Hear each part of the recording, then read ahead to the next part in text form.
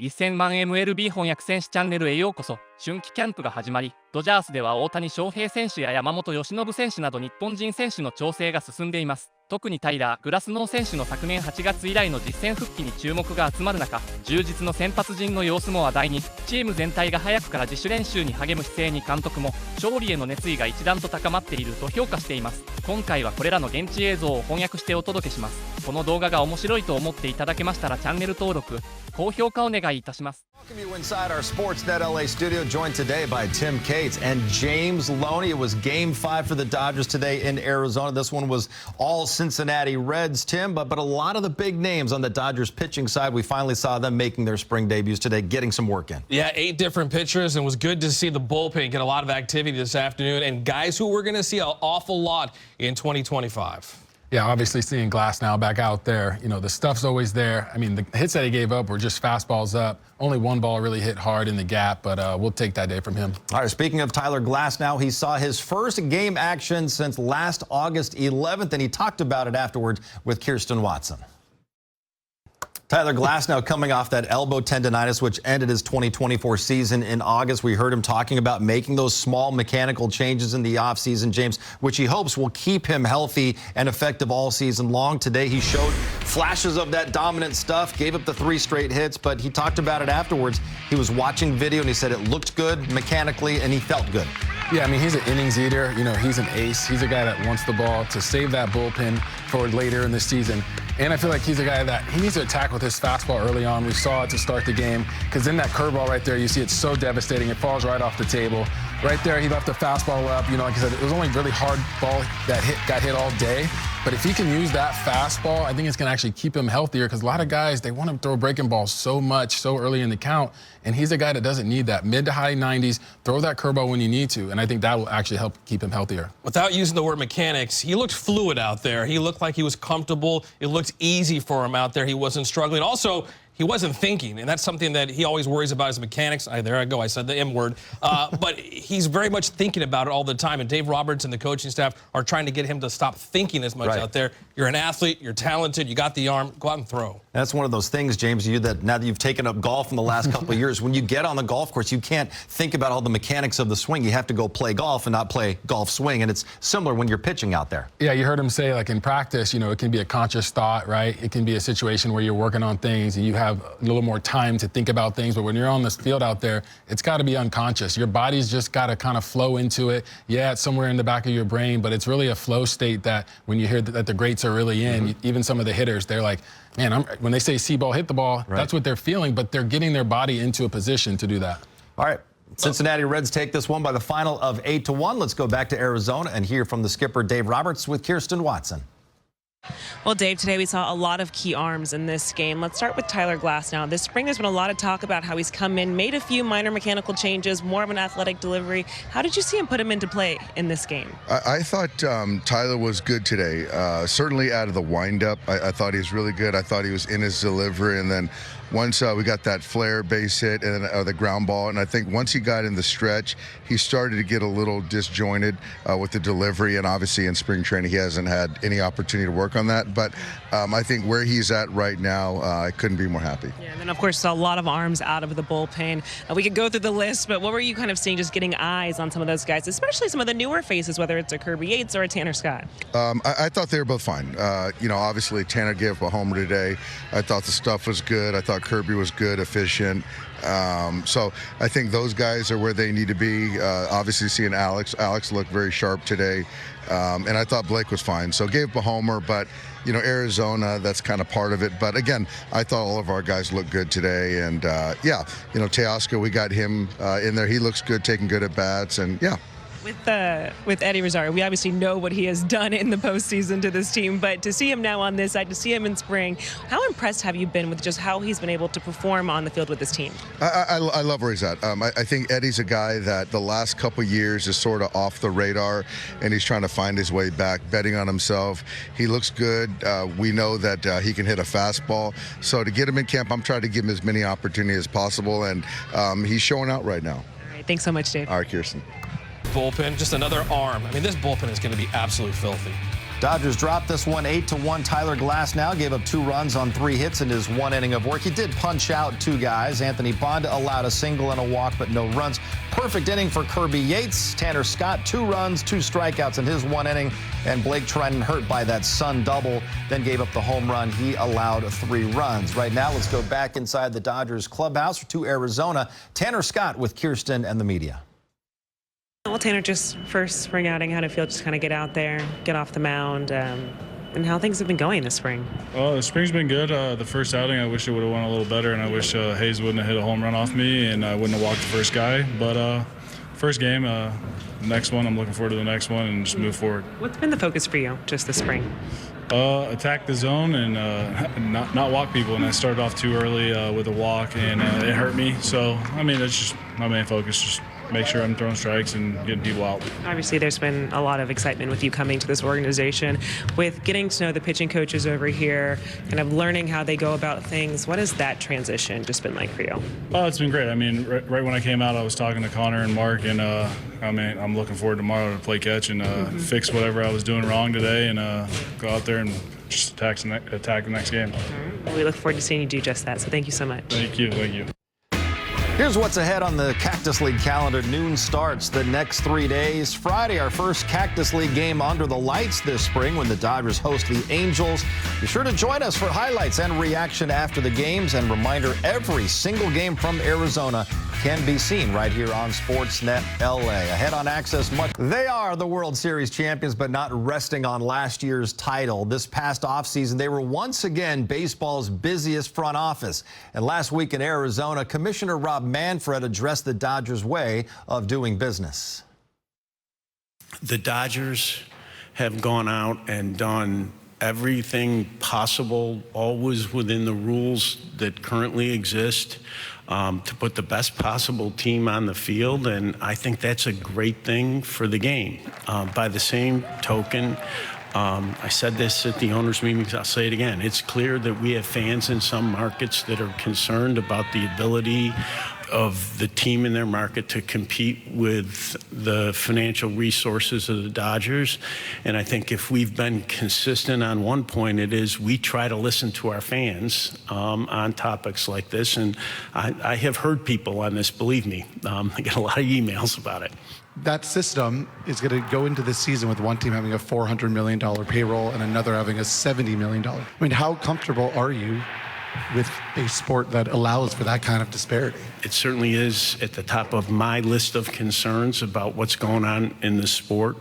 You know, when I say I can't be critical of the Dodgers, they're doing what the system allows. If I'm going to be critical of something, it's not going to be the Dodgers, it's going to be the system. Well, and the bottom line is the Dodgers are indeed playing by the rules. They're trying to win. And the reality is, Tim, there are other fans out there. They would love for their team to be trying to win at the level that the Dodgers are. Well, listen, owners are making money in every single market. Every single owner is bringing home cash every single season. Freddie Freeman said it a week ago, I think in your conversation, John. He respects the Dodgers for then getting that money that they're making and turning around and investing it back in the players. Because other owners want to sit on that money and watch it continue to grow and see the interest on it, that's on them. Their fans there, don't email Rob Manfred. Email your owner and your ownership group and tell them, start spending that money that you're making off of your money as a fan. The system is not broken. The owners are broken for not going out and spending. The Dodgers are playing fairly by the game, within the rules. They're just better than everybody else, and they're also the only one that actually wants to spend some of that money. I like the passion. I'm feeling that. I'm just right tired there. of this. Let's bash the Dodgers. Right. No, I appreciate that. Because really what is happening, a lot of times these owners don't want to spend the money too, because what if they lose, right? They spend all this money, they go get one big slugger, they go get one big pitcher. What if this guy gets hurt? What if all these factors, go into this equation? So a lot of times, they just want to sit on their money.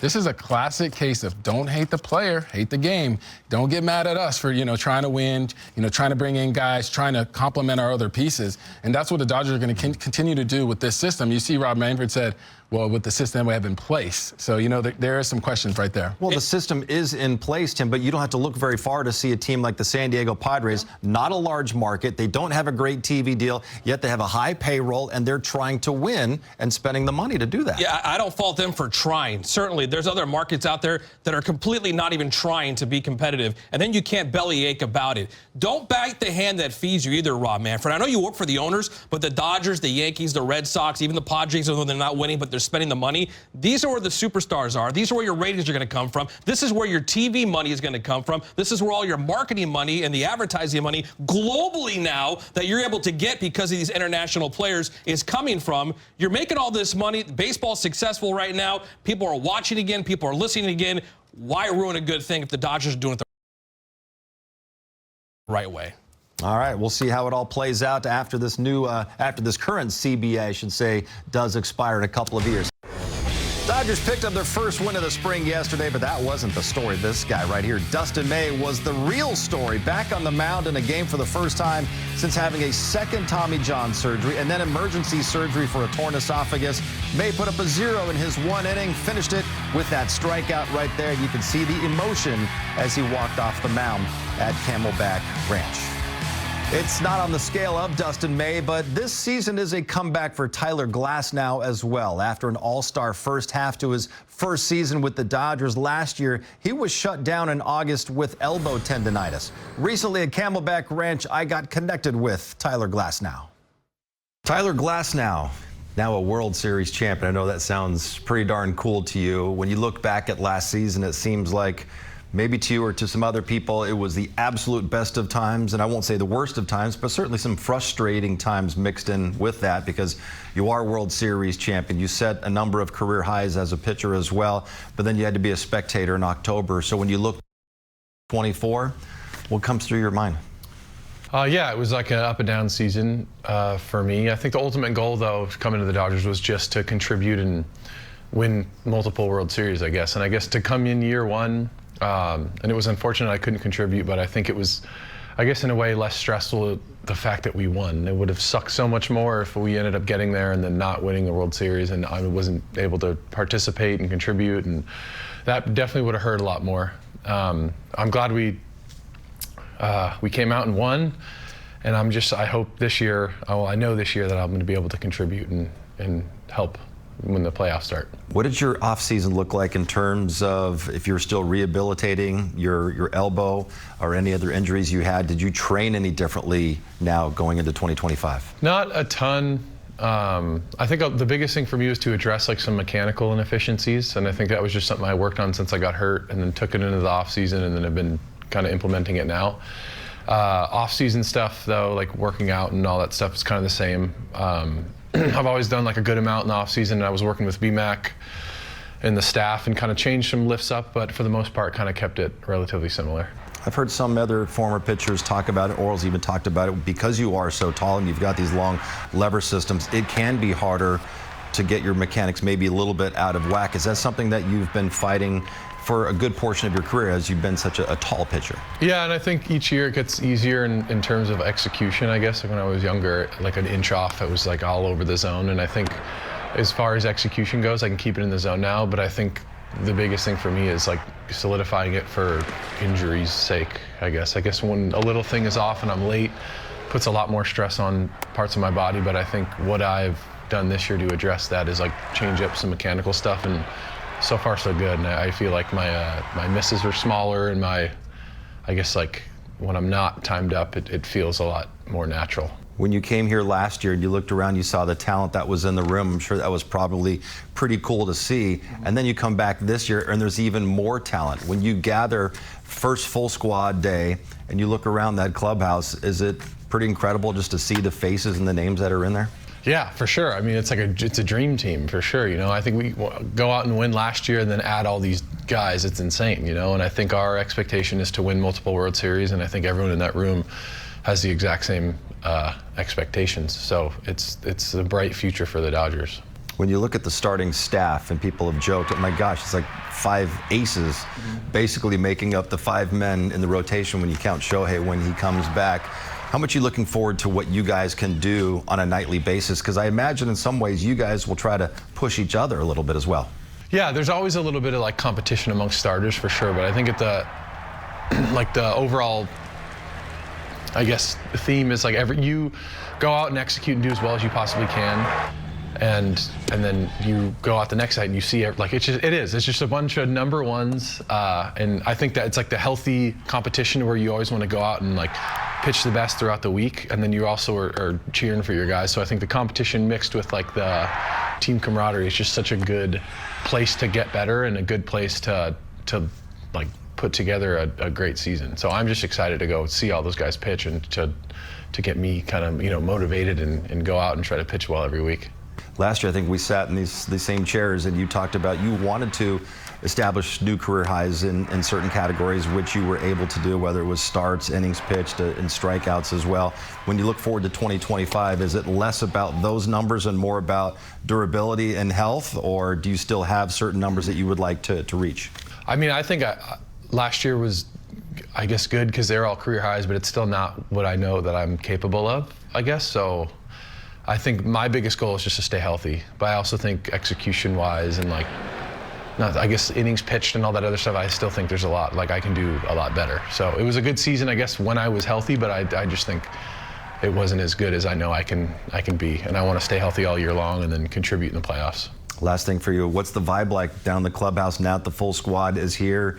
I imagine people don't talk about the World Series, but I imagine there's just an incredible amount of confidence that let's run this back.